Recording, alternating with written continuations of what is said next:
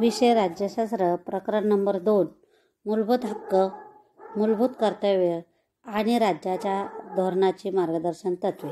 100 शब्दात उत्तरे लिहा. प्रश्न पहिला, क्षमतेचा अधिकार स्पष्ट करा. प्रश्न 2, भारताच्या राज्यघटनेतील धार्मिक स्वातंत्र्याचा अधिकार स्पष्ट करा. प्रश्न 3, भारतीय राज्यघटनेतील मार्गदर्शक तत्त्वे स्पष्ट करा. प्रश्न 4, मूलभूत कर्तव्याचे स्वरूप विशद करा. या सर्व प्रश्नांची उत्तरे आपल्याला पुढील उत्तरांमध्ये सापडतात. 200 शब्दात उत्तरे लिहा. 1. प्रश्न क्रमांक 1, मूलभूत कर्तव्याचे स्वरूप आणि महत्त्व स्पष्ट करा. उत्तर, प्रास्ताविक. भारतीय राज्यघटनेची निर्मिती झाली तेव्हा राज्यघटनेत मूलभूत कर्तव्याचा समावेश करण्यात आलेला नव्हता. 1976च्या 42व्या घटना दुरुस्तीद्वारे भारतीय राज्यघटनेतील प्रकरण 451 हे नवीन कलम समाविष्ट करण्यात आले व त्याद्वारे 10 मूलभूत कर्तव्याचा समावेश राज्यघटनेत करण्यात आला. 2002 रोजी 86व्या घटना दुरुस्तीद्वारे राज्यघटनेत 11वे मूलभूत कर्तव्य समाविष्ट करण्यात आले. त्यामुळे सद्य परिस्थितीत भारतीय राज्यघटनेत 11 मूलभूत कर्तव्याचा समावेश आहे. मूलभूत कर्तव्ये. मूलभूत कर्तव्याचे स्वरूप. मूलभूत कर्तव्याचे स्वरूप पुढीलप्रमाणे. 1. राज्यघटनेचे पालन करणे. राज्यघटनेतील आदर्श संस्था, राष्ट्रध्वज आणि राष्ट्रगीत यांचा आदर व मान राखणे. 2. आपल्या राष्ट्रीय स्वातंत्र्य लढ्याला ज्यामुळे स्फूर्ती मिळाली या उदात्त आदर्शाची जोपासना करून त्यांचे पालन करणे. 3. भारताची सार्वभौमता, एकता आणि एकात्मता यांचा सन्मान करून त्यांचे संरक्षण करणे.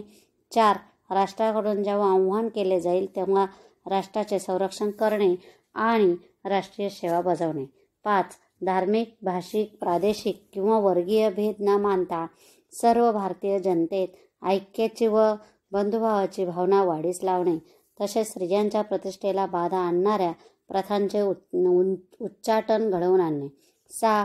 आपल्या संमिश्र संस्कृतीचा वारसा मौल्यवान मानून तो जतन करणे. 7. जंगले, सरोवर, नद्या व वन्यजीवसृष्टी या नैसर्गिक संपत्तीचे जतन व संवर्धन करणे. तसेच प्राणीमात्रांबाबत दया बुद्धी बाळगणे. 8. शास्त्रीय दृष्टिकोन, मानवतावाद, शोधबुद्धी आणि सुधारणावाद यांचा विकास करणे. 9. सार्वजनिक संपत्तीचे रक्षण करणे किंवा हिंसाचाराचा निग्रहपूर्वक त्याग करणे. 10. राष्ट्र यशाच्या व प्रगतीच्या शिखराकडे सतत वाटचाल करेल अशा प्रकारे सर्व व्यक्तिगत व सामुदायिक कार्यक्षेत्रात पराकाष्ठेने यश मिळवण्यासाठी प्रयत्न करणे. 11. पालकांनी आपल्या 6 ते 14 वयोगटातील मुलांची शिक्षणाची संधी उपलब्ध करून देणे. मूलभूत कर्तव्याचे महत्त्व. मूलभूत कर्तव्याचे महत्त्व पुढीलप्रमाणे जाणून घेता येईल. 1. राष्ट्राबद्दलचा आदर. नागरिकांच्या मनात राष्ट्राबद्दलचा आदर निर्माण होण्याच्या दृष्टीने पहिले मूलभूत कर्तव्य महत्त्वाचे मानले जाते. कारण राष्ट्रघटना, राष्ट्रगीत, राष्ट्रध्वज ही कुठल्याही देशाची प्रतीके असतात. देशातील नागरिक जेव्हा या प्रतीकांचा आदर करतात तेव्हा त्यांचा राष्ट्राबद्दलची निष्ठा व्यक्त होत असतात. त्यामुळे नागरिकांच्या मनात राष्ट्राबद्दलचा अभिमान निर्माण होण्यास मदत होते. त्यातून राष्ट्रीयत्वाची भावना वाढीस लागते. 2. स्वातंत्र्य लढ्यापासून प्रेरणा. भारतात स्वातंत्र्य प्राप्तीसाठी जो स्वातंत्र्य लढा झाला त्यात ज्यांनी देशाच्या स्वातंत्र्य लढ्यासाठी सर्वस्व अर्पण केले त्यांच्याबद्दल नागरिकांच्या मनात आदर निर्माण होण्याच्या दृष्टीने दुसरे मूलभूत कर्तव्य महत्त्वाचे ठरते. लोक आपल्या स्वातंत्र्य लढ्याबाबत सदैव एकरूप राहतात. त्यांच्या स्वातंत्र्य लढ्याचा विसर पडत नाही. तसेच स्वातंत्र्य लढ्यापासून नवीन प्रेरणा त्यांना प्राप्त होते. 3. देशाच्या सार्वभौमत्वाचे रक्षण. राज्यघटनेतील तिसरे मूलभूत कर्तव्य नागरिकांच्या मनात देशाच्या सार्वभौमत्वाचे रक्षण करण्याची जबाबदारी निर्माण होण्याच्या दृष्टीने महत्त्वाचे आहे. देशाचे अखंडत्व व राष्ट्रीय एकात्मता या गोष्टी सर्वात जास्त महत्त्वाच्या आहेत. त्यामुळे या गोष्टींना धोका पोचवणारे वर्तन आपल्याकडून घडू नये व देशाचे सार्वभौमत्व टिकून राहावे या दृष्टीने नागरिक सदैव प्रयत्नशील राहतात.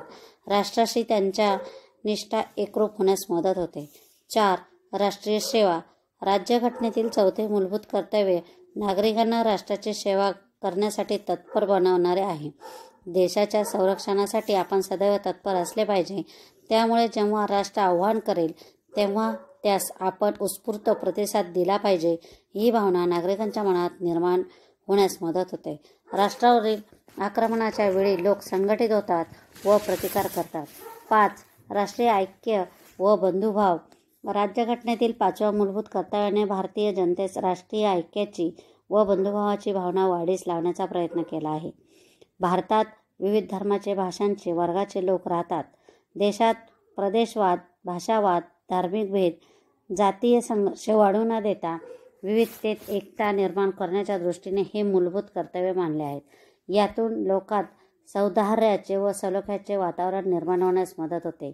6. भारतीय संस्कृतीचे जतन. भारतीय संस्कृती संमिश्र स्वरूपाची असून ती पुरातन काळापासून टिकून राहिली आहे. त्यामुळे भारतातील नागरिकांच्या आपल्या संमिश्र संस्कृतीचा वारसा जतन करण्याबाबत राज्यघटनेतील 6व्या मूलभूत कर्तव्य प्रेरणा देणारे ठरते. आपल्या संस्कृतीचा मौल्यवान वारसा जतन करून ठेवणे हे आपले कर्तव्य आहे, ही भावना त्यातून वाढीस लागते. 7. राष्ट्राच्या साधनसंपत्तीचे जतन. राज्यघटनेतील 7वे मूलभूत कर्तव्य हे राष्ट्राच्या नैसर्गिक साधनसंपत्ती संरक्षणाची जबाबदारी नागरिकांच्या मनात निर्माण होण्याच्या दृष्टीने महत्त्वाचे आहे. देशातील नैसर्गिक साधनसंपत्तीचा अपव्यय लोकांनी टाळावा व त्याचा अधिक काटकसरीने वापर करावा, याबाबतची प्रेरणा यातून नागरिकांना प्राप्त होते. 8. राष्ट्राच्या प्रगतीत योगदान. राष्ट्रातील नागरिकांनी वैज्ञानिक दृष्टिकोन, मानवतावादी दृष्टिकोन, संशोधन वृत्ती आणि सुधारणावाद यांचा पुरस्कार करून राष्ट्राच्या प्रगतीत आपले योगदान द्यावे. या दृष्टीने राज्यघटनेतील 8वे मूलभूत कर्तव्य महत्त्वाचे आहे. नागरिकांच्या मनात देशाच्या विकासाबाबत जाणीव निर्माण करून त्या दृष्टीने त्यांना प्रयत्नशील बनवण्याच्या दृष्टीने देखील हे कर्तव्य उपयुक्त आहेत. 9. सार्वजनिक संपत्तीचे रक्षण. देशातील सार्वजनिक उद्योगधंदे, व्यवसाय, वाहतूक, करमणूक या संदर्भातील सार्वजनिक संपत्तीचे रक्षण करणे ही आपली जबाबदारी आहे. ही भावना लोकांच्या मनात निर्माण होण्याच्या दृष्टीने राज्यघटनेतील 9वे मूलभूत कर्तव्य महत्त्वाचे आहे. किंबहुना या कर्तव्याने सार्वजनिक संपत्तीचे रक्षण करण्याची जाणीव नागरिकांना करून दिली जाते. 10.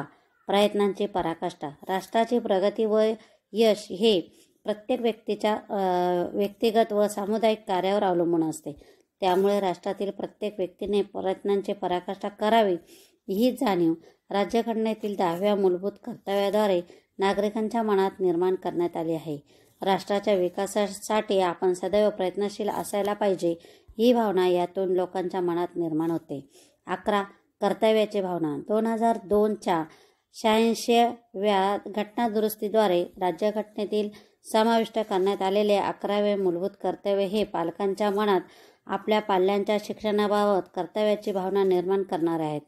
आपल्या पाल्यास किमान प्राथमिक स्वरूपाचे व माध्यमिक स्वरूपाचे शिक्षण देण्याची गरज पाल्यांच्या मनात याद्वारे निर्माण होते. त्यामुळे हे मूलभूत कर्तव्य महत्त्वाचे मानावे लागेल. समारोप. उपयुक्त चर्चेच्या आधारे असे सांगता येईल की भारतातील नागरिकांमध्ये जबाबदारी व निष्ठेची भावना निर्माण होण्याच्या दृष्टीने मूलभूत कर्तव्याचे महत्त्वाचे आहेत. घटनाकारांनी राज्यघटनेच्या निर्मितीच्या वेळेस मूलभूत कर्तव्यांचा राज्यघटनेत समावेश केला नव्हता. मात्र भारतीय राज्यकर्त्यांनी राज्यघटनेतील ही उणीव दूर करून मूलभूत कर्तव्ये राज्यघटनेत अंतर्भूत केली आहेत.